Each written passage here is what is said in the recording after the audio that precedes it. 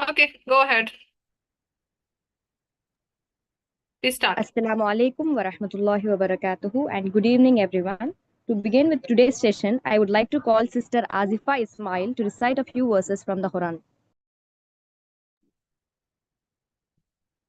السلام عليكم ورحمة الله وبركاته. أعوذ بالله من الشيطان الرجيم.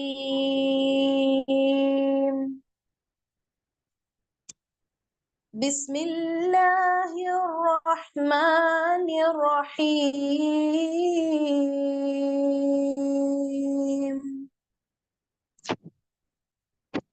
الله نور السماوات والأرض مثل نوره كمشكاة فيها مصباح المصباح في زجاجة الزجاجة كأنها كوكب دري يوقد من شجرة مباركة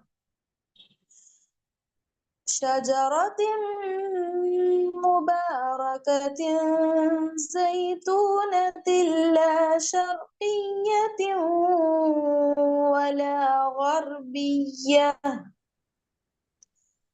يكاد زيتها يضيء ولو لم تمسسه نار نور على نور يهدي الله لنوره من يشاء ويضرب الله الأمثال للناس والله بكل شيء عليم.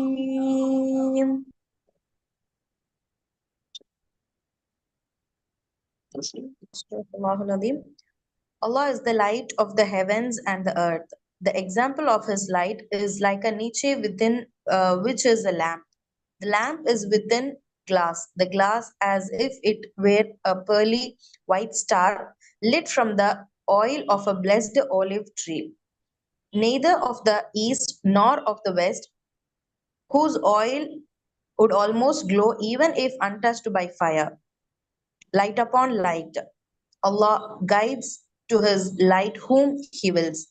And Allah presents examples for the people, and Allah is knowing of all things. Jazakallah khair. Assalamu alaikum. Jazakallah khairan, Sister Azifa. Alhamdulillah. Now I would like to call Sister Shaima, the sub-editor of Aura magazine, to give the welcome address. Greetings to everybody. Good evening, very good evening. Assalamu alaikum. And firstly, I would like to extend a very, very warm welcome and my gratitude on behalf of the entire Aura team to not just the speakers, but also to the other people, the viewers who are watching this live and would also hopefully watch this later. So what I won't take much time because I want to give the most possible time that there is to the wonderful speakers in the lineup that we have and the reviewers, because that is the focus of the program. So what I'll be doing in a couple of minutes is just to tell you a little bit about Aura, a little bit about this program, and what we expect from you as the reviewers. So firstly, Aura is an English language digital women's magazine. That is our primary identity. We have readers and writers and contributors in various media forms across the world, primarily in India, but also abroad. And we are a women-led team, but we have both men and women who have written for us. We have people cutting across all identity who have written for us on a diversity of topics. So the vision behind Aura is to sort of challenge and expand the previously limited scope of what a women's magazine should look like. We've all grown up with women's magazines, what are dubbed as women's magazines, and we know that there is a very limited scope that is often envisioned when we talk about women's magazine or even women's literature or women's concerns. Women are only supposed to be concerned about certain things and not others. But Aura challenges that because we focus on politics, we focus on gender, we focus on uh, issues within the home and outside, within India and outside, environmental issues, economic issues, health, food, medicine, mental health, students' issues, children's issues, because we believe that all of this is interconnected and all of these are women's issues. So the second thing is that although we have, as I said, we have men and women both writing for us, and we are not concentrated only on the issues of women per se, but certainly having a women-led team has its own, sort of beautiful uniqueness to it, where we have a very unique perspective on a lot of things. And it's been an honor as a sub-editor of Aura to have published over 250 odd unique authors, many of whom had never had a byline to their name.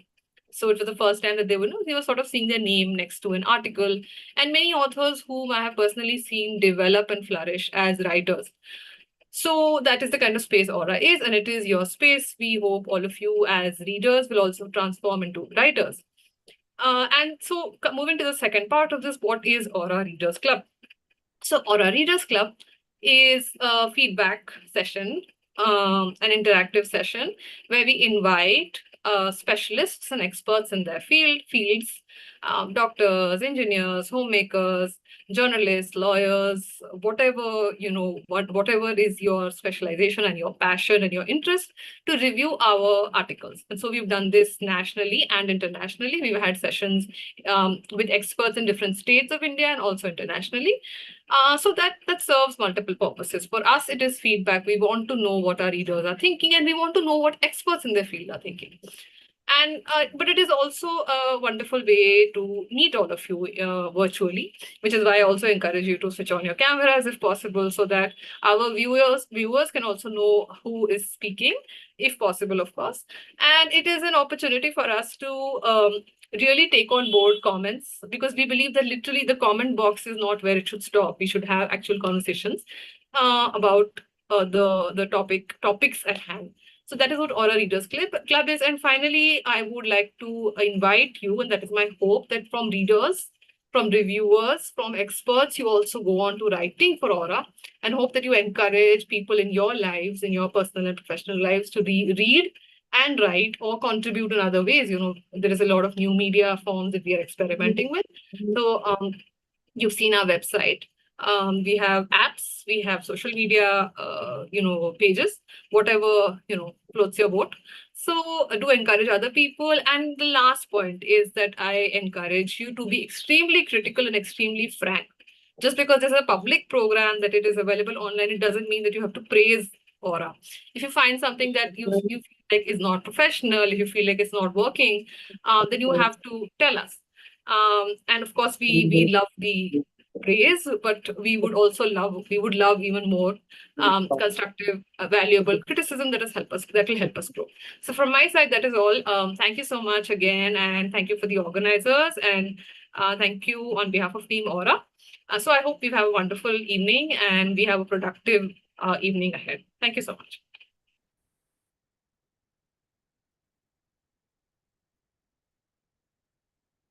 Alhamdulillah.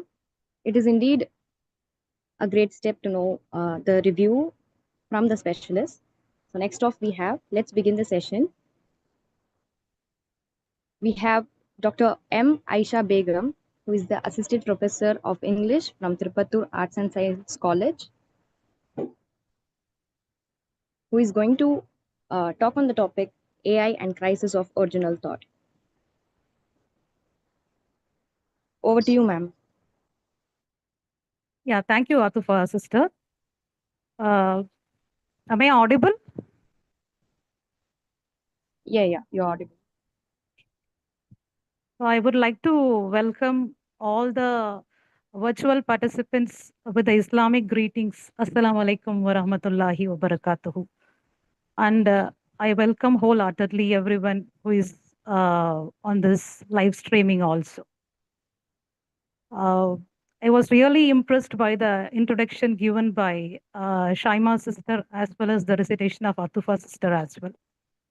So the topic I have chosen today for my review is AI and the crisis of original thought.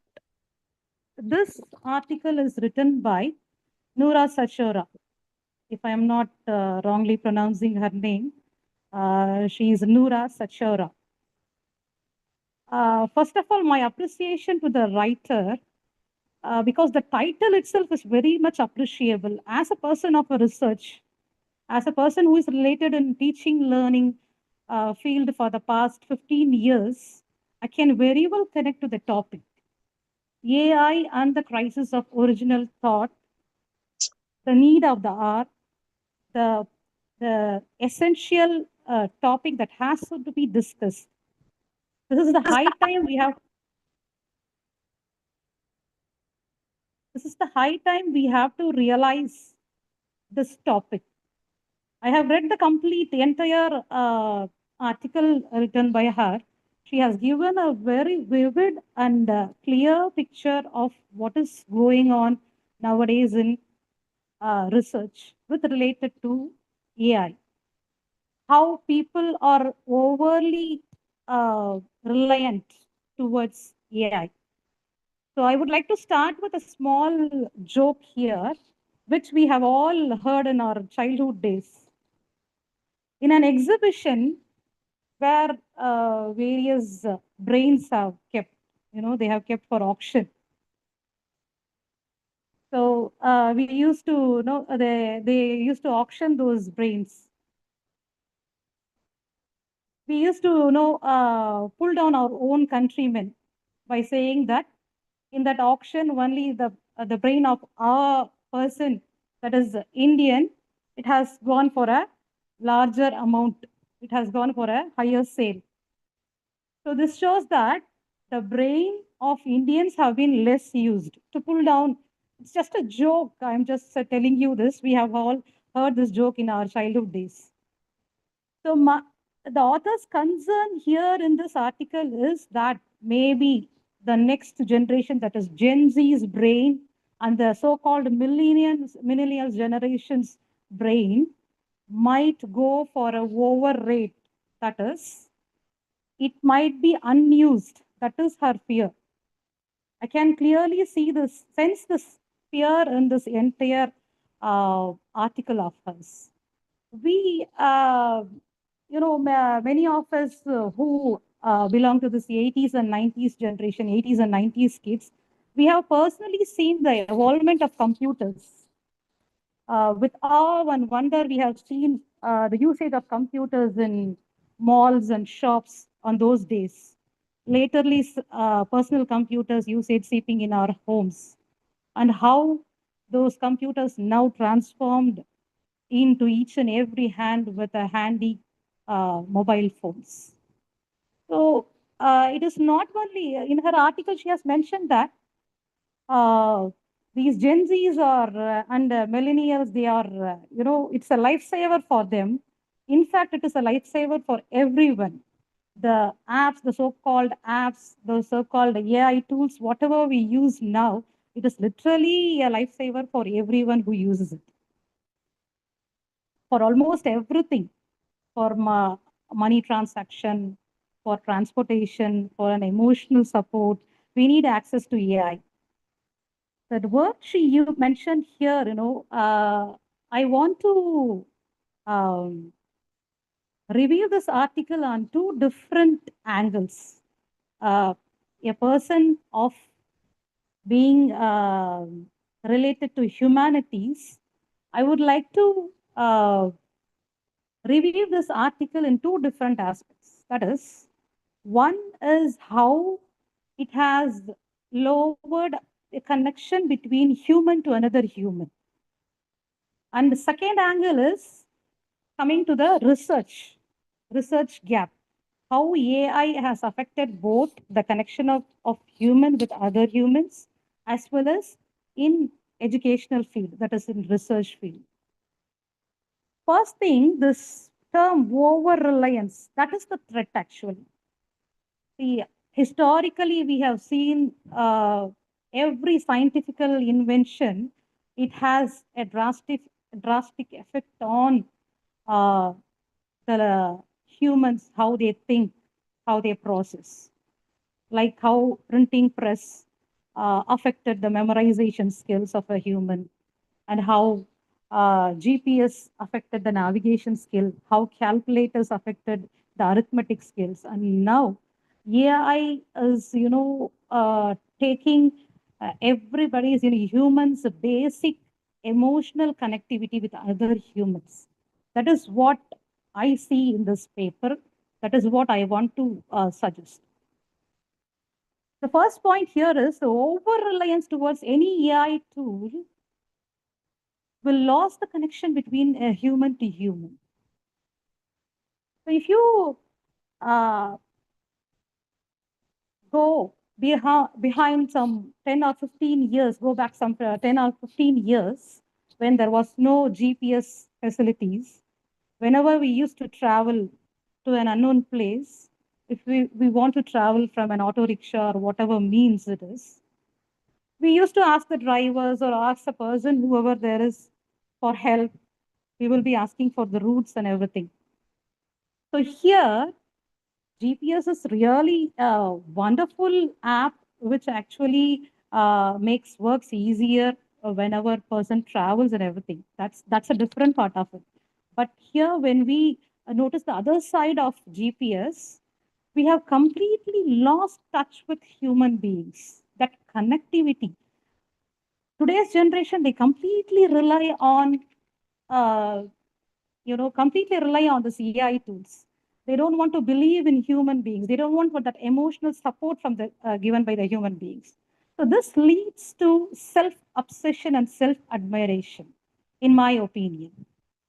Another thing is, in teaching learning process, students relying completely on AI affects their learning process. Students, they want immediate answers for the questions rather than learning. So this completely hinders their learning process. Instead of learning the concepts, they just learn the answers. They just want the answers. They just want answers immediately from their chat GPT or any other app they use. So AI has come to the level of, developing a companionship as human beings. So this has lessened the opportunity of, framing bond between human beings. We have various chatbots where AI, plays the role of giving counseling to human being. There are, even fake technologies developing on, and loss of trust is developing day by day. Fake technologies in the sense. So we come across various videos these days which are labeled as fake. So even in recent days, uh, very famous video which went viral after keen observation and after scrutinization, they came to know that it's a AI video. So we all know that the president of Israel, Netanyahu's video was a fake video. So like that, so there are many fake technologies, and so this leads to loss of trust. So somewhere we are losing connection and between human beings, among human beings, and we are getting connected to machines. So customer service is becoming less human here again. So where chatbots, even whenever we go for an admission on a website, so on the other side there is a reply. So hello, I am Nina, your AI assistant. How may I help you? So this is how we are switching over, we are in the place of uh, compulsion where we are forced to deal with AI tools other than humans. This somewhere we feel that next generation, that is the Gen Zs or millennials, they will be highly disconnected from the emotions, from the bonding of the human beings. That is the big threat here. That is what I want to mainly point out here. That is over reliant of over reliance on any AI tool will lead to getting away from all the human emotions and connectivity. Another angle I want to deal this paper with is research. As a person of research, a person whoever is related is in research, they may know what is research gap. Research gap is actually a very important element.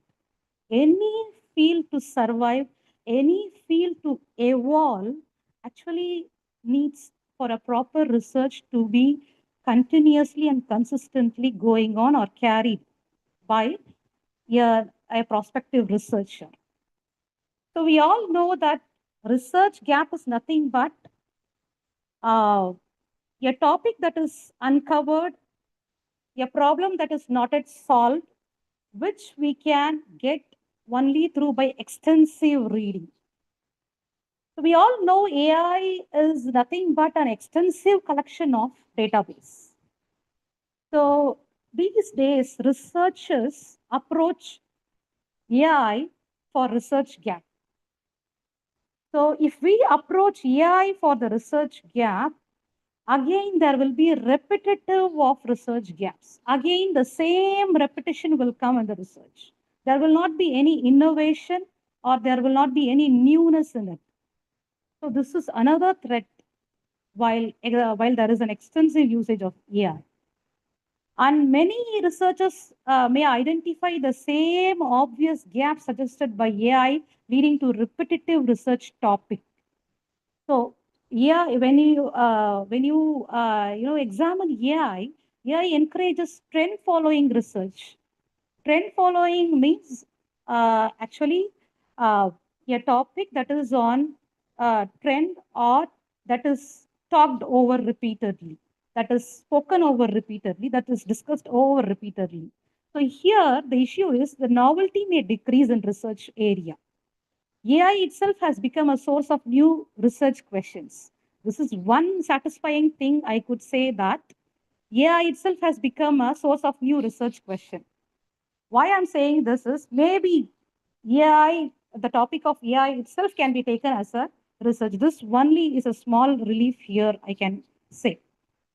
And one more thing is, gaps are discovered through extensive reading. As I told you, I did my MPhil in 2015-16 period, and I completed my PhD in the year 2022. So my supervisor, my MPhil research guide and PhD research guide, they used to tell me that they used to travel a lot. They visit physically the libraries. They used to read all the primary sources and secondary sources books. From there, they used to collect materials for their research. They used to, type it, and then they used to draft it in their models. So in our days, my research was, I did both. I physically visited few libraries, and I had a digital library membership also. So now the researchers, those who are in the future generation, the generation, those who are doing research now, they completely rely on AI tools. That too, it's gone to a level of pettiness that papers are itself, they are published through chat GPTs and other AI tools. So somewhere, AI tools, they are giving roots where learning is taking another curve, a U-turn, where research doesn't get its real value. This is my another concern. So one more thing is recent study. Recent study related to AI. I want to highlight this thing. Recent studies related to AI shows that study published in Nature, that is a British article, Nature, where papers are published related to AI, they have showcased that AI learning harmful tendencies from seemingly harmless data. When harmless data is given, the AI gives a very harmful tendencies. It reflects harmful tendencies.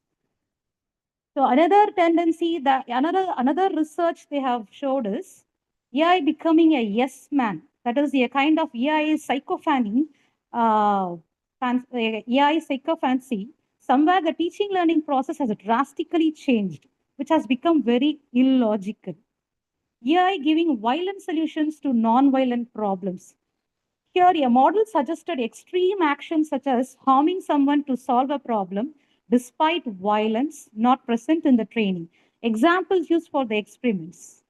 So, here, intelligence and good judgment are not the same thing.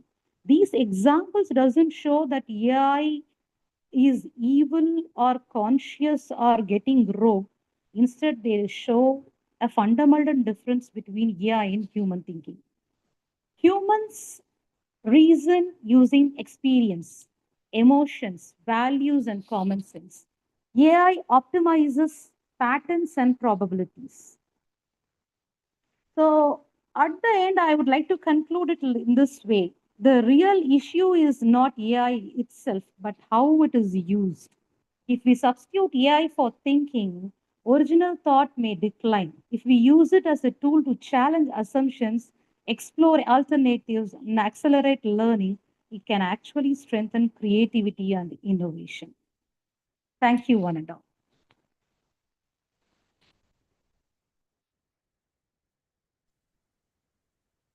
Jazakallah khairan, ma'am, for highlighting the dark side of AI usage in the fields of teaching, technology, trust, how authenticity is at stake, and as simple and important as how it affects the mental health of humans. Next up, we have the article Education Nurturing Young Minds by Miss Lydia Lata. Lydia Lata is an ordained minister of the Christ Lutheran Church and currently serves as the coordinator of the Ecumenical Dialogue Center. She is actively involved in interfaith dialogue, ecumenical engagement, community outreach, and initiatives that promote women's empowerment and leadership development. Over to you, ma'am.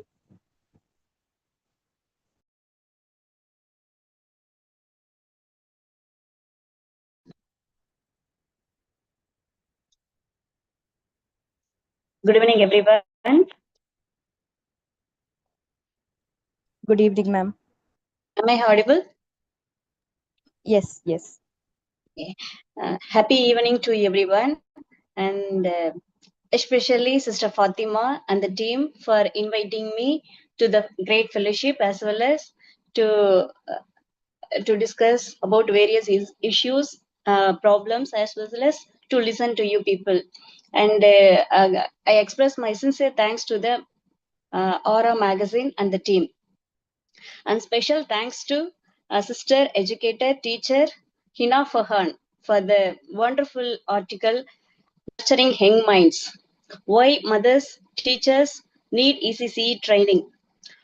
What a grateful, I must thank from my bottom of heart to exploring so many things, especially regarding the children education.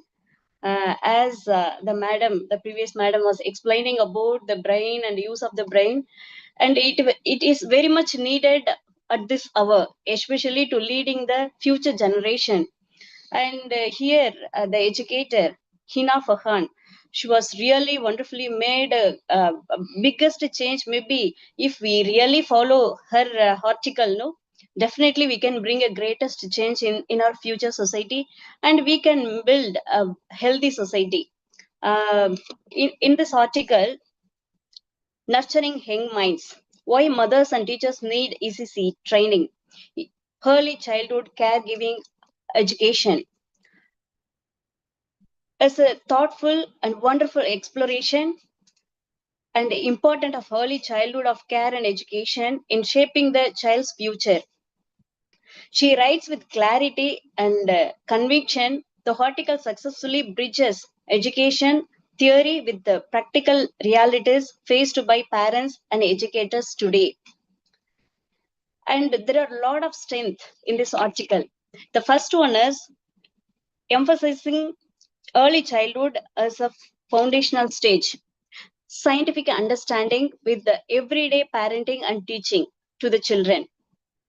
She explained in this article the concept of brain plasticity. That means the child's brain is a plastic, especially highlights the ages between 2.5 and 6 are the crucial for cognitive development, emotional development, social development, and physical development. And for this brain plasticity, I just wanted to add one more thing here. Some of the research says that this brain plasticity is applicable to everyone, even at the age of 60, 70, 80, to some extent. We cannot say exactly the changes taking place between 2.5 to 6 years. To some extent, even at the 60 years, if we really wanted to learn and we wanted to seek something, if we wanted to change the behavior, if we wanted to achieve more thing, if we really use the brain plasticity will cooperate and help us to achieve and to, I mean, the brain plasticity is ready to change its shape, and it will really help us the usage of the brain. So that is the brain plasticity. So it is the wonderful example of scientific understanding with everyday parenting and teaching experience for the child education. The second thing is very much appreciable. I mean, the acknowledgement of women, mother as the first educator, the recognition, the acknowledgement she gives in the article, because usually the mother's effort, the women hard work, how they are balancing the children, family, work, everything, no one is acknowledging. The simple so-called they are saying in Tamil, "Summa thana irukka." But here in this article, she was giving the tremendous changes and highlights and acknowledgement to the hardworking mothers, and she identified them as the first teachers for the children's life. This is the strongest point for this article, I would say, because no one is here to appreciate and acknowledge the hard work of women at home. The learning begins from the young age, before the educational, I mean, the formal education is taking place in the schools, but the first education, the primary education, is taking place when the child is with the mother, especially with the interactions, conversations, the storytelling, listening and repeating the questions to mother, emotional nurturing. These perspectives challenges the tendency to view educations solely as the responsibility of schools. So really, she broke the I mean concept or understanding that only the education is taking place in the school. No, the education, the training, the care, the interactions, I mean the way of speaking, everything starts with the mother. So I really appreciate for this point. And the third one is advocacy for professional development. In this, I mean, when we are giving this training, early childhood care education to the teachers and mothers professionally, and they are, I mean, learning what are the education, what are the learning, what are the things we need to we supposed to give to the children.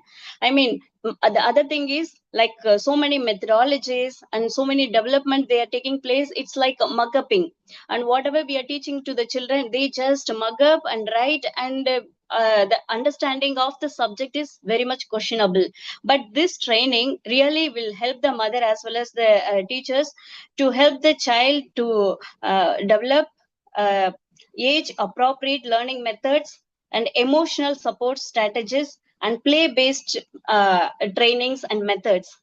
This research will really help the children to understand the subject as well as to give importance, not only memorize and just writing without understanding, but this will definitely help the children to grow with proper practical experiences.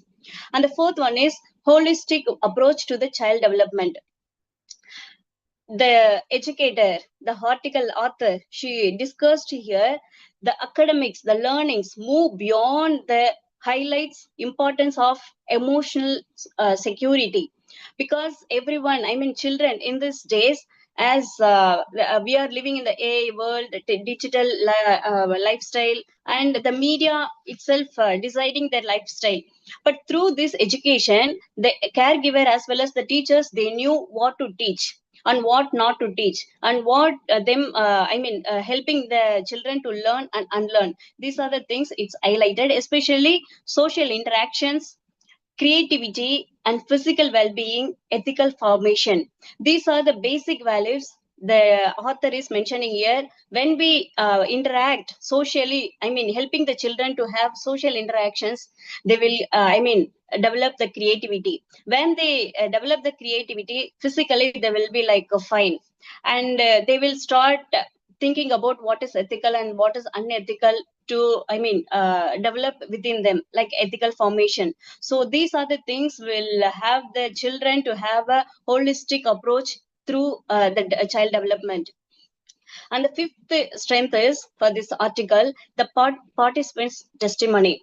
And here, the two educators as well as the mother, they have given their testimony how the training program really helping them to help the children. And they have shared their testimony that before we are confused what to teach the children, after having this training we understand them and we know now what to teach, and in at what situation what are the things we need to teach. These are the things it was highlighted here. And then I would like to share some of the points which for further development in this article. But these are the things really appreciable, and we even accept to the author for the greatest highlights. But then I just feel like some few points would be like further development. First is including case studies and successful from this training, ECC training program. Some case studies, especially from the child, something like that, or from successful case studies would have helped. And discussing the challenges faced by mother from economically disadvantaged and marginalized background community in accessing such training. So if would have discussing those things and all would have helped. And then exploring the role of the father and other caregivers alongside the mother. I'm so happy that a mother given importance.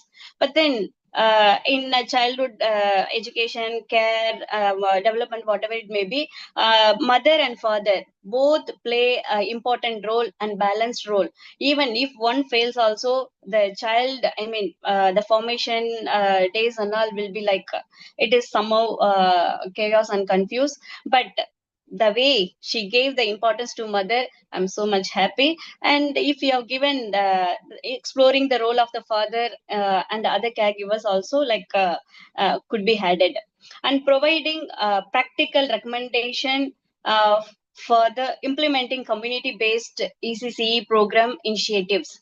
So if she would have given because some of the communities really struggling to cope up for the present context, to run to the fast things and all. So those are the things I just would like to in my it doesn't mean that the article is diminished without these points, but the article is well explored and well explained with too much information. And then educational social significance for this article very much relevant to our Indian context, because in our Indian context there were so much disparities, and in the education system itself we can see so much imparities, inequality and all. This article really helping the Indian context education system to follow for the equal things and all. So this shifts giving the attention from infrastructure to quality of human interaction. So we give importance to infrastructure and other facilities, but we fail to recognize the human interaction. Now in this article, the author, the educator, she has given a wonderful amazing point that human interaction is very much important in the children experience a daily life. For the conclusion, nurturing young minds, why mothers and teachers need ECC training, is an informative and thought-provoking article that highlights a vital age, often overlooked aspect of early childhood development. So I really appreciate the author Hina Fahan successfully demonstrate that nurturing young minds requires informations, learnings, and then compassionate adults training and leading. So overall, it was a thought-provoking and informed article. It is. Thank you once again for the team and especially Fatima sister for the warm invitation.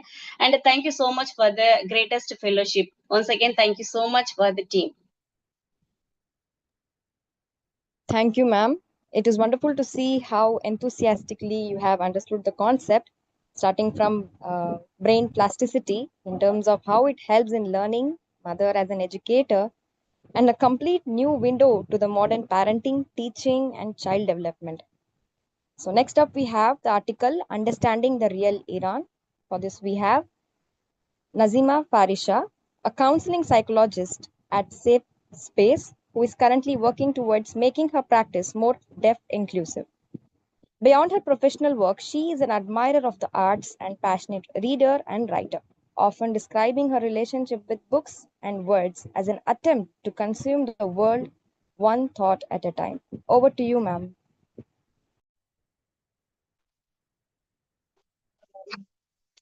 Thank you so much for the introduction. Can you hear me? Yes, you're audible. Okay. Hello everybody. My name is Nazima Farisha, and like the introduction was told, I work at Safe Space as a counseling psychologist, and I've chosen the article "Understanding the Real Iran." It's written by a law student and a public speaker, Shanza Sugar, and I am here to attempt to review the article, also add my own perspectives. Okay, so I'm going to start with the very famous philosophical question that is the glass half full or half empty? So it's obviously a question that analyzes if we are a positive person, an optimist who focus on what's there, or if you're a pessimist who focus on what's not. And what if I tell you that even an empty glass, according to physics at least, is technically full of oxygen? We say that the glass is empty because we focus more on one element, which is the water, while we forget that the other elements can exist too. And this is a metaphor used by a cognitive linguist called as Lakoff to explain something called as the framing theory.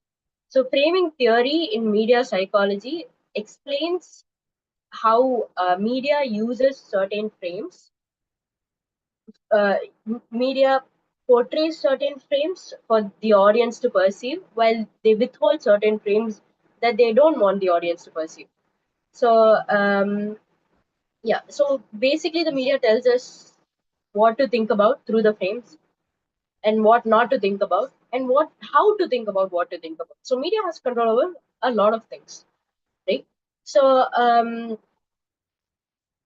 the framing theory also explains the representation of Iran in the media. So when we focus on one frame, we forget that the other frame can exist too. So when we focus on Iran through the headlines, we forget that there can be realities beyond these headlines. So we must ask ourselves, what are the frames that they are not showing us? And what are the frames that we are not noticing? So these are the questions that we need to ask ourselves.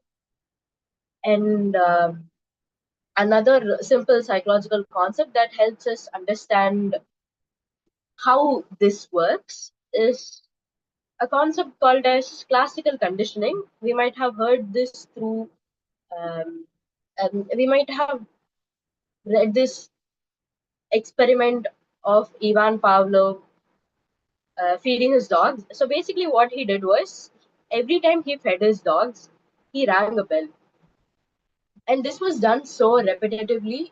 Um, at one point, the dog did not even need to see the food to salivate. It only needed to hear the bell. So that's what happens in the media as well. So when we when, let's say, a neutral word like Iran is repeatedly associated with negative terms, negative images, negative metaphors, we tend to associate the neutral word with all the negative words that we don't even need to hear the negative words to elicit negative feelings. We automatically elicit negative feelings just by hearing the neutral word. So when somebody says Iran, we automatically feel these negative feelings without even hearing the negative parts. So when this is called as classical conditioning, and this is a very powerful, simple concept, but a very powerful phenomena that helps us understand how unconscious these connections could be. And one of the trickiest ways that the media uses to, uh, manipulate us is a concept called as Orientalism, which was brought out by Edward Said. He's a social reformer, a writer. So his concept of Orientalism is mainly based on language. So he focused more on language and he calls the East Orients. So what he said was the West did not just simply misunderstand the East, they carefully constructed a narrative that is a patronizing narrative about the East, and they do it by portraying two frames. So basically, when we are talking about Iran, we need to remember two frames that they portray Iran with. One is an exotic frame where Iran is portrayed as someone who is rich in culture, poetry, and all of those good things, but it is also subtly associated with backwardness. So Iran is portrayed as um, a country that is backward in intellectualism, backward in political reforms, etc., etc. And there is another way, another frame that they portray Iran with is violence. So they, all the complex geopolitics, intellectualism is now constrained to a very lazy narrative of Iran, violent country. So these are the two frames that are very interchangeable, and it is also used to portray Iran as someone who is not very relatable to the West. So in a way, it dehumanizes Iran. It says that they are not like us, bro. They are different. And so, due to all of these concepts, I find this article very revolutionary because it gives us frames that were not given to us before. We were not told about all of these things before about Iran. Unless we did like a very intensive study, we are not told about this because the headlines were so different from what we read in the article. And it humanizes the people of Iran. It also deconditions the connections. As I talked about the classical conditioning, it also deconditions the unconscious associations that we made with the country. And in the author's words, she says that the people of Iran are just like next door neighbors. There are mothers who are worried about their children. There are students worrying about their marks. Artists are going out there and seeking expression. And women are trying to balance expectations and ambitions. And young people are searching for identity. And families are trying to survive economic conditions. And intellectuals are arguing about traditions and reforms. So these are all the things that we find it in our country, and we find it in our neighborhood countries, but we are not told about this. We are not picturing this when we are picturing Iran. Especially people who are entirely reliant on headlines to think about a country, we don't really think about all of these things, all of these human things. But this article shows us how human these people are, which is very simple and cliche thing, but it's something that needs reminder of. And the media also tells us that the women are oppressed, that the women are not allowed to do anything, that the women are not allowed to go out. So when we picture the women of Iran, we picture a very oppressed group of people. But in reality, Iranian women are an epitome of resilience. So a couple of years ago, I read this book called Women on the Ground, which was which was compiled by Zahra Hanke, a British journalist. So it is a compilation of female journalists from different countries. So one of the essays is from an Iranian journalist called as Hana Alam. So she had written a very beautiful essay about how brave, resilient, and rebellious these women are. So, and how after the 2006 Sectarian War, women were forced to leave the households because more than half of the men were killed in the war. So they are the epitome of bravery and resilience, but these are not the images that immediately come to our mind, right? And yeah, while talking about Iran, it would be a crime not to talk about a very important art form, which is the Iranian cinema. A very famous quote by Oscar Wilde comes to my mind, which is life imitates art far more than art imitates. It tells us how important cinema is when it comes to perception of people. We perceive, we might not have been to a country before, but we might have a perception of them, and that might come from the media. So media plays a very great role in how we perceive people. And of course, American portrayal of how Muslims are in different countries are definitely not even close to what they are in real life. So Iranian cinema kind of bridges this gap. It acts as a cultural bridge that fills the gap between what the country actually is and what our perception of the country is. So consuming art forms is really important, of course, especially when it comes to like stereotypes. Art forms is like one of art forms, especially cinema, is one of the um, great bridge to fill this gap of perception. But it is also important where we are consuming this art form from, because there is also American portrayal of Iranian people, and there is also Iranian portrayal of themselves. So we need to also think about where we are consuming these art forms from. So I want to conclude by saying that to truly understand Iran, it's not just important to talk about its beauty, but it's also important to talk about the realities and the complexities of it, which I think the article is doing perfectly. That's why I couldn't find any real criticisms when it came to this article. I couldn't find much because I think this article was enough to decondition, to bring us back to the reality. It also did not just disregard the challenges. It talks about what's important. It talks about the beauty and the challenges together, and that's what I love about this article. So,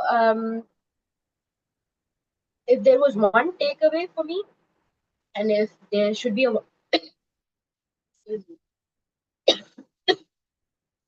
if there's one takeaway that I find very important is we need to go beyond headlines. I mean, we shouldn't see headlines as the objective truth, because this is coming from someone who had done her entire PG research on headlines and how it affects the perception of people, how it affects emotions, how it affects our response, empathy. So I've done my entire research on headlines only, not even the content, only the headlines. So I know how easy it is to um, easy it is to believe in it, because headline sounds like the objective truth while it is not. So we need to go beyond headlines to understand a certain group of people, certain culture, especially in the age of social media. It is headlines are some of the only things that we see, right? And it also makes us feel like we know so much, we've learned so much through the headlines, but the headlines are very consciously, carefully constructed. And so next time we read a headline, or next time we read news itself, we need to be more conscious. We need to engage in it critically, because one of the misunderstanding of media literacy is that we think it is about how much media we consume, while it is about how we consume the media we consume. What are we doing about the media we consume? Okay, I'm reading a headline. What am I doing about it? How am I thinking about it? Am I believing in it right away, or who is it from? So these are the questions that we need to ask ourselves when we read news headlines and all. So so I hope after this talk and after reading this article, I hope we all ask ourselves, what are they slicing out from the frame? What are they not talking about through the headline? What are they wanting us to think about, and why are they wanting us to think about it? So it's not just about Iran. Of course, this article talks about Iran, but we need to generalize it to other socio-political issues as well. Because the world is so much dominated by algorithms and propaganda, we need to engage in critical thinking. I think critical thinking is very, very, very political and revolutionary, and we need to engage in it. And we need to ask more questions that the media does not want us. That's it. Thank you so much. Thank you, Sister Nazima, for wonderfully explaining this, starting with as simple as a glass of half-filled water, relating it to the media, while including psychology to understand how Iran has been presented and perceived, like through framing theory, classical conditioning, and Orientalism. The realities are definitely beyond the headlines, as you said. The reality of Iran is definitely beyond the headlines. So next up, we have once again the same article, AI and Crisis of Original Thought by another speaker, Dr. Mabruka Ambarin, an ophthalmologist, an eye surgeon, and medical director of AR Specialty Hospital from Vaniambadi.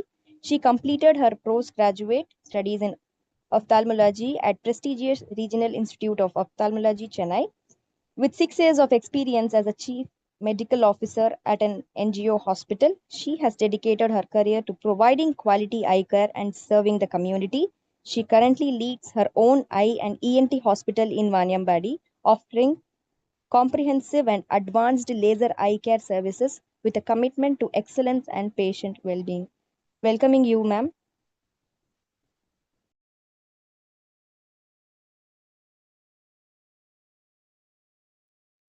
Thank you for your kind introduction. Am I audible clearly? Assalamu alaikum. Am I audible? Yes, you are audible. Okay. Assalamu alaikum, everyone, and good evening to all the viewers and the participants of the meeting tonight. I would like to extend my heartfelt gratitude to the Aura magazine for inviting me to review this article. Even though this has become repetitive today, but I was given this article to talk on about the AI and the crisis of original thought. I would like to congratulate the Aura magazine for consistently bringing out insightful compilations on a wide range of topics.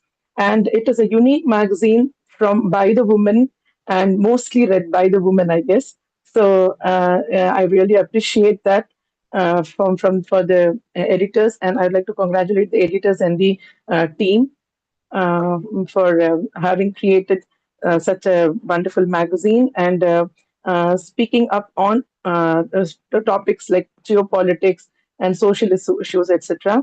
And and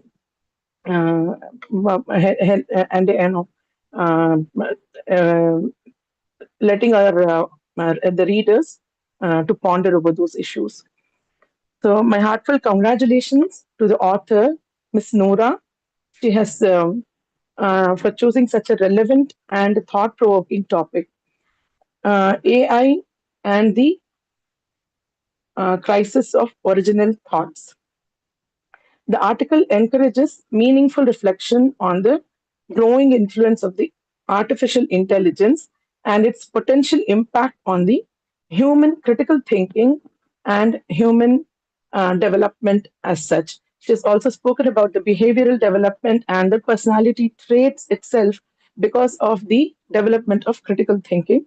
And she's such, despite the brevity with such a short article, she's actually spoken about a lot of topics, right from the effects on Gen Z and the younger generations, to its effects on the upcoming generations. And here I would like to highlight a few points. As she says, for the millennials and the Gen Zs, GPT has become their lifesaver. The dependency on these apps for even the tiniest and the minutest tasks is alarming. Definitely today, we see that most of the young children of younger generations, they turn towards AI for every silly thing, for every silly answer. They don't have patience to look into it in detail. They want a concise summary and just move on with that. So, and our creativity, as she says, our creativity, our IQ, and our thinking capabilities are going downhill. Our brain cells are literally rusting because of disuse, and it's literally true. Here, I would like to explain it in the more of a neurobiological terms. So, AI model is basically a trained it's basically machine learning on the historical human data that has been provided and fed to the computer. So it's basically whatever humans have gone through, whatever humans have dealt with, it has been saved and fed to the computer, and that it analyzes and strategically gives you responses accordingly. But in actual real world, what does it lack? So we are mainly talking about kind of cons of the AI because of the impact it is having on the critical thinking and the human development basically the development. So in humans, memory is basically created and stored physically. It is an activity dependent alteration in the synaptic connections, that is the neuron connections between the neurons or the brain cells. As she says, the rusting brain cells. So it's basically the whenever a memory is created, it is between the neurons. That is the connections between the neurons that actually is stored in the form of a memory in the brain, cerebral cortex basically. So these synaptic communications are very diverse. So for each activity, like picking up a tool, anything like writing, so you have to do right from planning to your initiation of a target of your action, and then the muscular action that you have to do, and your thought process that goes on, and also your emotions that is going on hand in hand while you're doing the particular activity. So they are all complex and highly embedded, and they are like multiple synaptic communications are created uh, at one for even one simple activity. So there are diverse and multiple synaptic communications going on at one point of time. So ranging from all the activities as I mentioned, and more importantly, emotions are associated with whatever we are doing. So they are all linked and stored in our brain cortex, and that is why what we feel nostalgia. So whatever, whenever we do something, we feel nostalgic because there is always a brain activity that has occurred similar way, and that is already been stored in our brain. So when these neural pathways are repeatedly stimulated, so when these are repeatedly worked upon, so when you do the same activity multiple times, so a child can have a very the handwriting will be like scribbling initially. They'll struggle to write, but as you grow up, because you're doing it repeatedly, they become beautiful. You can write beautifully, and that is because of these strong synaptic connections that leading to what is called as long-term potentiation of memory. So for each activity, countless number of neurons act, and this memory is stored. So this practice makes a man perfect comes from there. So from this, this memory and long-term potentiation helps in what you call as practice makes a man perfect. Because whatever activity it may be, if you keep doing it, you'll definitely grow good at it. Whereas on the other hand, the weakening of these synaptic connections happen when you don't use it or when you don't repeatedly do it, and that's called long-term depression. So these particular neurons are lost to disuse. So neurologists emphasize the neuroplastic principle, like the plasticity is actually the learning or relearning or modeling. So neuroplasticity here means ability to learn at different stages.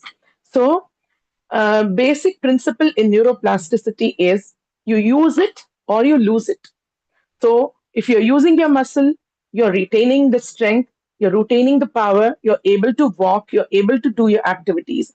And if you're not using those muscles, they are going to become atrophied or lost over time. So they are going to lose their strength, their power, and their rigidity, and then they will not be able to be of any help to you. The same way, it's about the brain human neurological connections. So here, with the help of AI, we are basically outsourcing the fundamental reasoning, memory retrieval, and problem solving to the artificial systems. The corresponding neural networks definitely weaken. So our memories weaken, our fundamental reasoning capacities here, they weaken, and our problem solving skills will weaken over time. So neurologists and neuroscientists warn that over dependence on AI potentially leads to a phenomenon called as cognitive debt.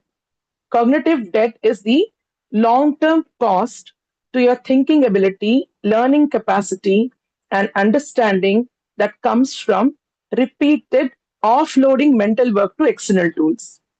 So whenever you're using your cognitive offloading, that's called as cognitive offloading, wherein you're using your brain to memory, you keep it in your mind or to memorize it, but you're letting your external tool like an AI right now do it. So that what happens over time, your brain forgets to you know uh, get those informations when it is needed. So it's called cognitive debt. So there is over time there is a decline in your cognitive capacity. So these younger generations who are presently, as she has described, the Gen Zs and the Alphas, those who are mainly our generations, maybe like millennials and above that, we had the we had the privilege to use both the kind of worlds. We have seen the world before AI and before computers, and now we are also seeing this world. So now, even though we would rely on the AI for as a help, but we would not completely rely on these AI tools for learning, because we have learned in a different way, different manner. So we would always prefer to go back to that. But here, these younger generations, they lack the ability to study and research on a topic, like Dr. Aisha had pointed out earlier. The research gap is there in the younger generation. That is mainly because of the dependence on AI. So they do not know where to source from, where to how to study, how to it's mainly because they have not used that part of the brain to an extent that it will remember how to memorize and how to reason and how to even sometimes the thinking capacity itself will reduce over time.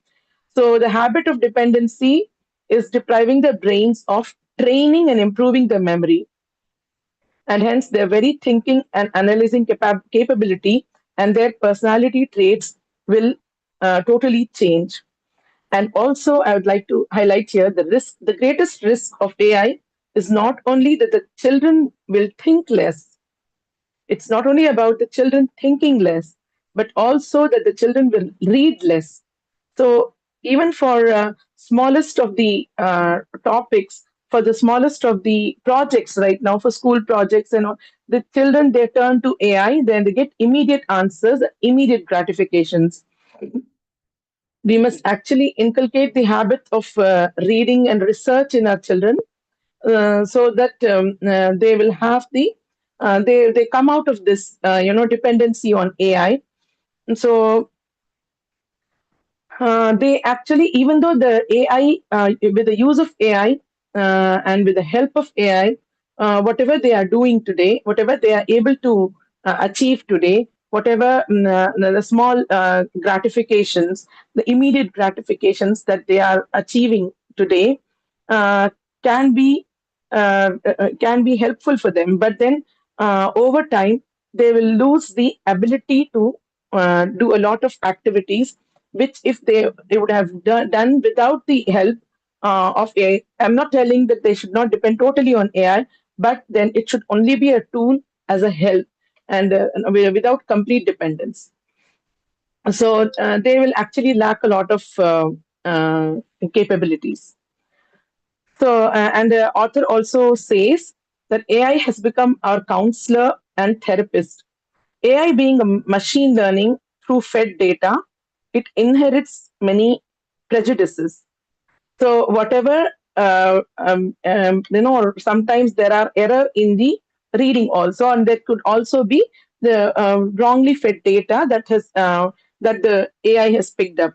So it does not have the emotional intelligence, empathy, and moral judgment, and contextual understanding like humans. So the AI has, as a counselor, can only give you suggestions with whatever experiences, whatever memory it has. So it cannot actually give the proper counseling that is needed with the human emotional touch and the contextual understanding.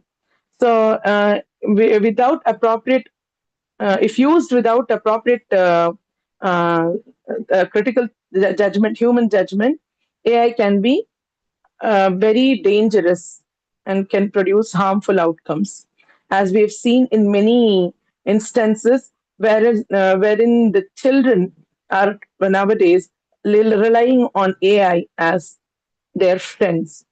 AI models can definitely serve as friends, but they are known to create social psychophony. That is, it affirms the human being that whatever he is doing is right. So it cannot have the human judgment or emotional judgment most of the times to provide with the proper decision making. And it creates a false loop, false feedback loop in the human the users, so making them unable to make the right judgments in real life conflicts. So, whenever they fall into real troubles, they actually don't know how to solve it with some patience and with some wisdom. They know right away. They would actually, those who are totally, those who have depended on AI for suggestions uh, and for even for psychological counselings, they could go into wrong judgments.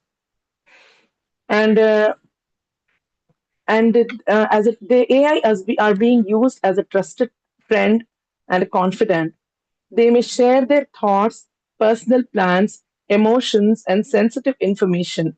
So, in addition to what we are actually being, the data we are that have actually being collected right now from us are basically our, our phone numbers, our email IDs, our right now we have our, the pictures, all that is out there. What is not there is our intelligence, our emotions that are not there uh, uh, on the platforms, and that is the out there on the internet. So with these dangerous AI friends, so these AI models being friends, they can actually store your private data, including your sensitive information, without fully appreciating the potential risks of exposing their thoughts and emotions. These children are depending on the AI. They are having the privacy breach. Basically, they are open to and a potential data misuse and cyber threats. So they are more vulnerable to identity thefts, frauds, and other security concerns. Even though these seem to be very these seem to be very small things, like they are sharing their very minimal information about them, and like the emotions and all, but then they can actually pose as bigger threats to their children. So meaningful communication and learning through interaction with the elders and parents and grandparents, and also with among the family and friends and teachers, they actually helps in the human fundamental to human development, and also it helps in developing the nurturing the emotional intelligence of a person by teaching empathy, resilience, and compassion, and the ability to navigate one's challenges with balance and maturity. Such qualities cannot be acquired through information alone. I would like to conclude with a few things. That is, even though AI reduces the human interactions by replacing the interpersonal communications, it deprives the users of necessary experiences. So, experiences in the learning, whether it be the physical activity, whether it be the thinking capacity, the cognitive ability, everything with experiences our brain learns and it is able to put out in future. So while AI can be a valuable assistant, it should never replace human relationships and prudent judgment. And AI can provide answers, but experiences and reading only builds wisdom. Thank you, everyone, for your patient listening. Thank you so much, ma'am, for once again bringing light on the dark side of AI. We believe understanding the danger is the first step towards preventing it.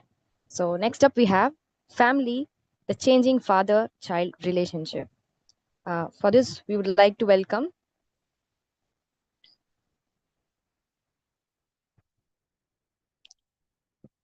Dr. Alina Mary, an educator and academic leader with a PhD in biotechnology and over 15 years of experience in teaching, counseling, and student development. As the CEO of the ACE Academy and CFO of Peak Education Service, she has guided countless students in their academic and career journeys. Her work spans biology education, career guidance, psychometric training, Montessori education, and medical counseling for students pursuing higher studies in India and abroad. Beyond the classroom, she actively conducts workshops and educational initiatives, including outreach programs for tribal communities driven by a commitment to learning, growth, and community development. A warm welcome to you, ma'am. A kind request, if you can make it in 7 to 8 minutes, it will be nice because we are running short of time. Welcoming you again.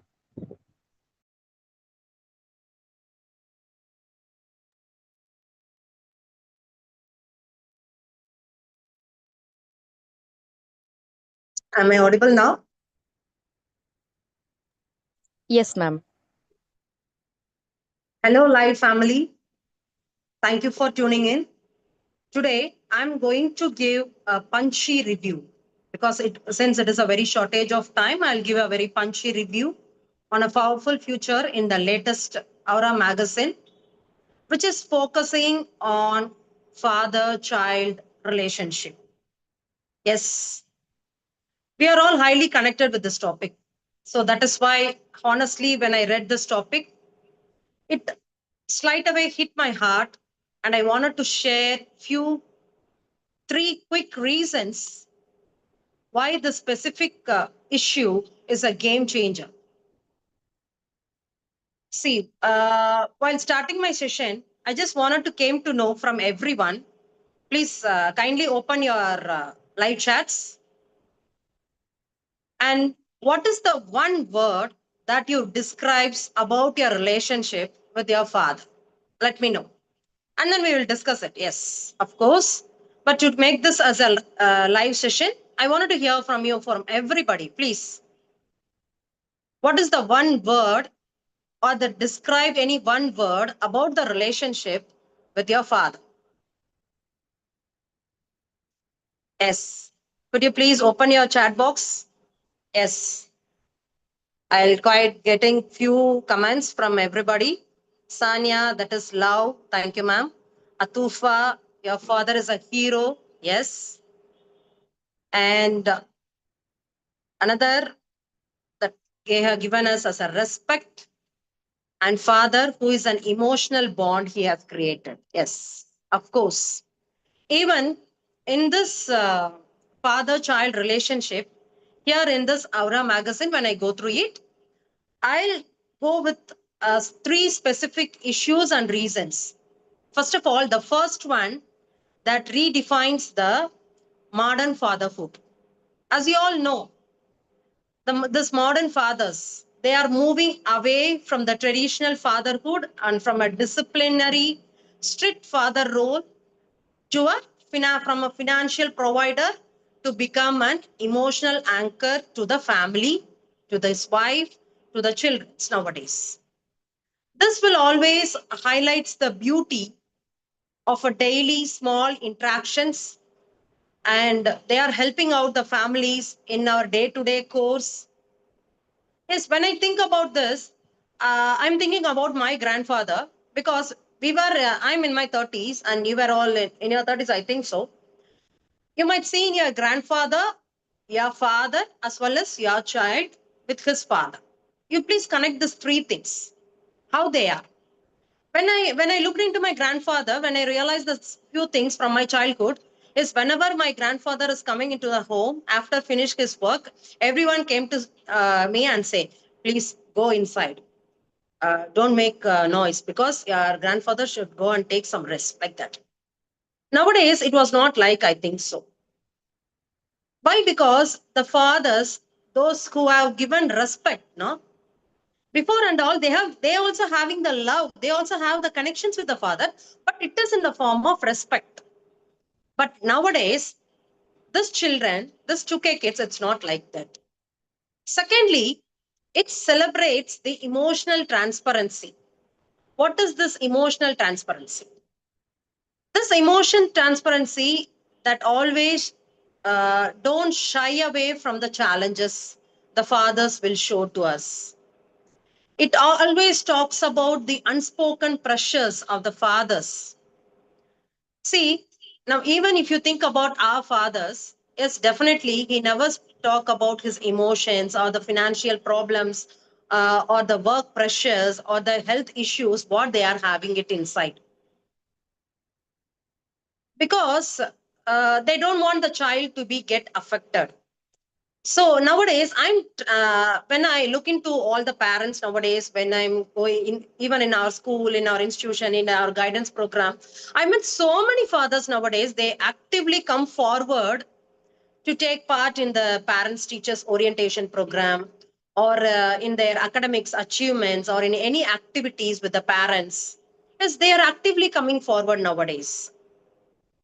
And the third one that emphasizes the identity and the resiliences. Yes, this article clearly shows the father's validations, because of him, because of his validations, it shapes the child's confidence, and it helps them to prepare them to face this competitive world outside. As I have some data, I'll conclude my things with these things. I have some data. Here, 80% of adults, they have completed their education. Previously, they have completed their 12th standard only, but nowadays they are going for higher education, especially women's. They completed their higher education in their parental home. Only few, that is around some 12% of women, they have extended their education after their marriage. So only because of our fathers, only because of that human, We all have this validations and we all have this resiliences to come forward in this competitive field. It is not only helps us to face this world, it also makes the foundation of the trust of the child. See here in this Aura magazine, what I love most about this edition is Aura is not just a theory. It is filled with real, relatable stories. If you are a parent or an educator, or if you are in any common things, someone who is looking for to understand the dynamics of society, dynamics of the family, dynamics of this environment, you should read this Aura magazines. When I first go through this magazine, I just read it with this one thing.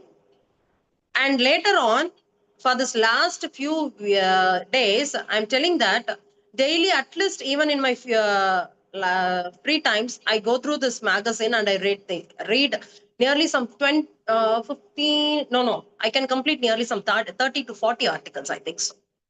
It's a very, very good and it's very simple English and easily we can understand. And I send this links to many of my friends as well as to the family members. So to conclude this session, I'll have a small wordings with you all. Even you all can realize the love of your father, how he'll be.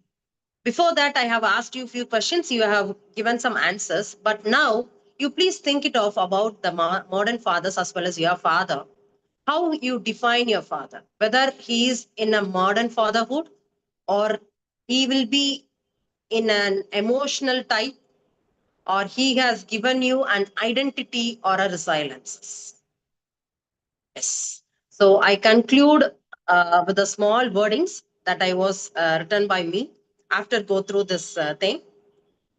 Father, you are a quiet anchor in a stormy sea, a steady hand that always guided me. He hid his struggles so that I could smile always and walk the hardest road mile after mile. Yes, only because of this fathers. Yes, thank you so much. Thank you for your thank you. Thank you so much for the quick and wonderful review, ma'am. You simplified reviewing the whole article, emphasizing the context in such a short time. Thanks again. Next up, we have PTSD and trauma recovery. To review this, we have Dr. Radha from Coimbatore Studio. She has done PhD in acupuncture and is practicing the same in her city. Over to you, ma'am. And we request again to complete it in 7 to 8 minutes.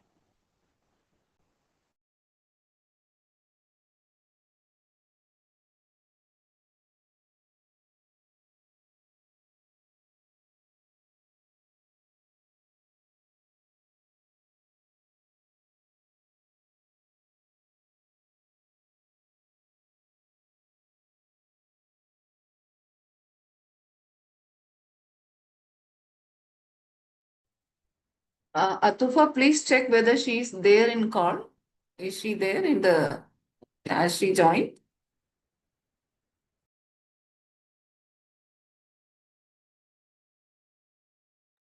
Yes, sure.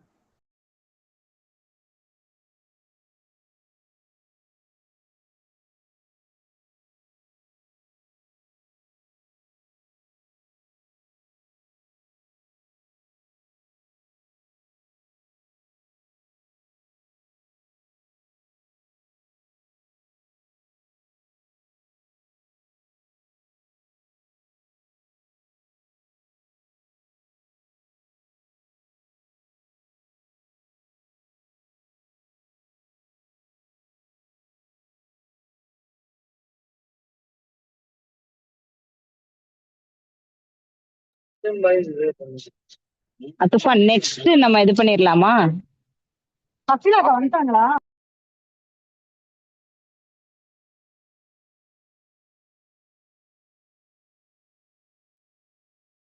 Okay aunty, doctor Radha இல்லை அப்படின்னா பண்ணிக்கலாம்.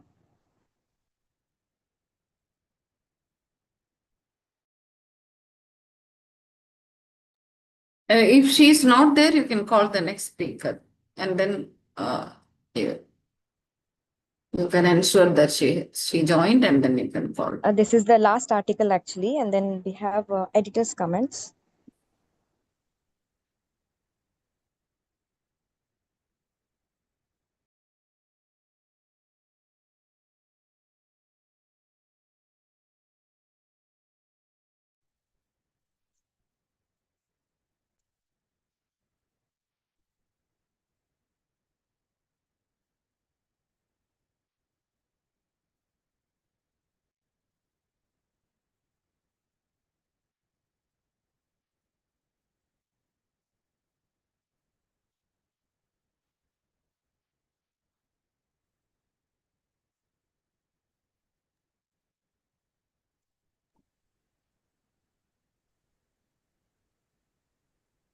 Moving forward, now I would like to call Sister Samina Afshan to give the editor's comments.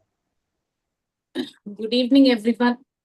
The chief editor and the sub-editor of Aura, our esteemed and learned panelists, the organizers, our viewers of today's program, may peace and blessings of the Almighty be upon all of you.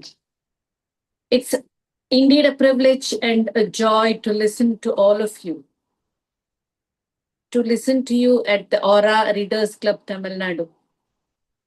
A beautiful gathering today. On behalf of Aura Monthly e-magazine, I extend my heartfelt gratitude to every reader, speaker, thinker, and participant who has joined us this evening. Aura, as you heard about it, took its first step in March 2021. It began with a vision, not merely to publish articles, but to revive thoughtful conversations, nurture intellectual engagement, and strengthen voices rooted in values. Strengthen voices rooted in values, compassion, and social consciousness. Our tagline, if you've seen, reviving feminine strength, is not just a slogan. It is a commitment to creating spaces where women's intellect, experiences, and leadership are recognized and celebrated. Today's Readers Club event beautifully reflects that vision. We are honored to have with us an inspiring and diverse panel of women from different professions and intellectual backgrounds. Law, psychology, education, academia, public service and empowerment initiatives, all, women from all walks of life, panelists from all walks of life are here. Your talks and reflection encouraged our thinkers to think deeply, speak responsibly, and contribute meaningfully to society. When scholars, educators, psychologists, legal experts, and social thinkers like today's gathering sit together in dialogue, something powerful happens. Conversations move beyond headlines and become opportunities for understanding, reflection, and transformation. I believe this is especially important in our present times.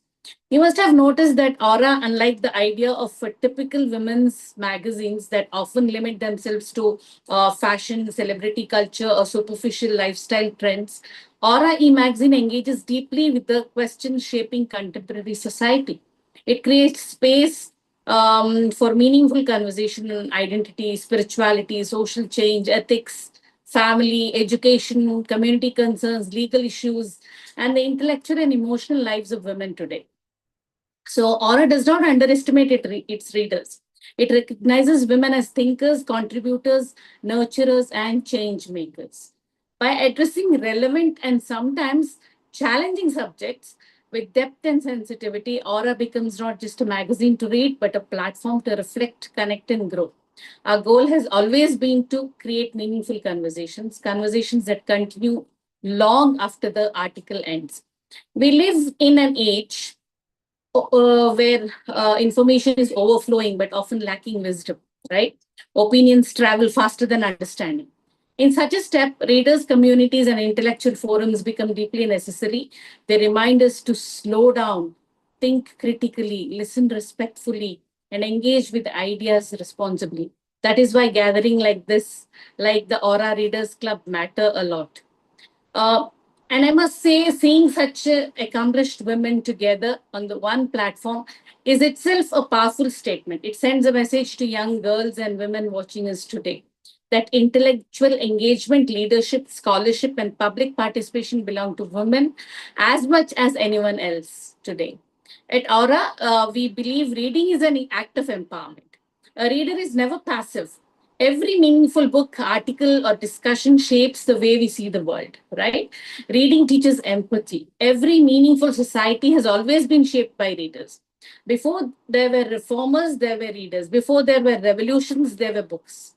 So before voices transformed communities, hearts were transformed by words. Therefore, I urge all of you, today's esteemed panelists, to introduce aura in your circles and encourage the culture of reading.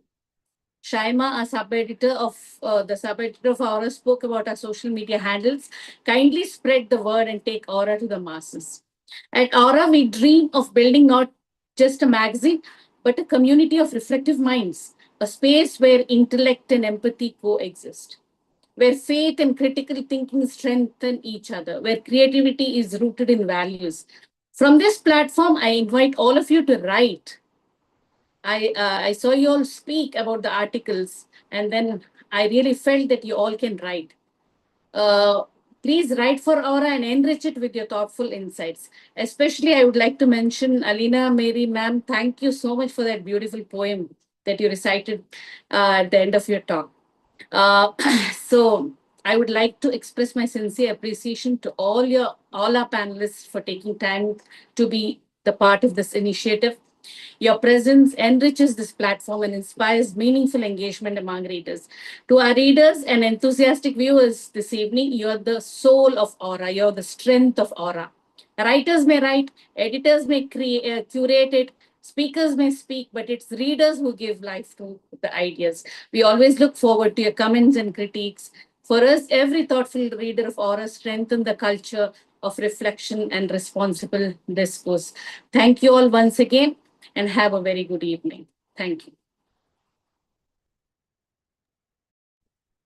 Now, I would like to call Sister Nuha Mariam, the Zonal Secretary of GIO, Girls Islamic Organization from Tamil Nadu and Puducherry, to give the felicitational talk. Assalamu alaikum. Atifa Didi, am I audible? Yes, And is Nuha. my clear? Yes. Okay, Alhamdulillah. Assalamu alaikum wa rahmatullahi wa barakatuhu, and good evening, everyone. It has been such a privilege to listen to many thoughtful and very heartfelt reviews of the Aura e-magazine June issue, selected articles from the esteemed panelists. Alhamdulillah. Through the reviews shared by our speakers, we have journeyed through many important layers of life, like starting from the impacts of AI on our thinking ability to exploring, how to nurture the next generation and the familial bonds of father and child, and also many new perspectives on Iran shared by Sister Nazima. And mashallah, it was really good to be a part of this discussion. I want to express my deepest appreciations to all our panelists. Thank you for the time and energy you poured into studying these articles thoroughly and also sharing your perspectives so uniquely with us. MashaAllah. And yeah, surely all the points shared by you made us reflect on our own lives, how we are, viewing the global status of this world, and also it made us think about the responsibilities we have as women, as citizens of this country, and also as inhabitants of this world. And it was very inspiring to hear from all of you. And I want to extend a warm note of thanks to the Aura editorial team for curating such a rich issue, and also for their tireless efforts for bringing us together every month for such beautiful conversations. I hope that the points raised here today spark conversations, not just here, but at our homes, at our professional circles, at our friend circles, and also helps us to think more critically and constructively about the world around us. Inshallah, thank you all for making this possible, for making this experience a very beautiful and enriching thing. Jazakallah khair.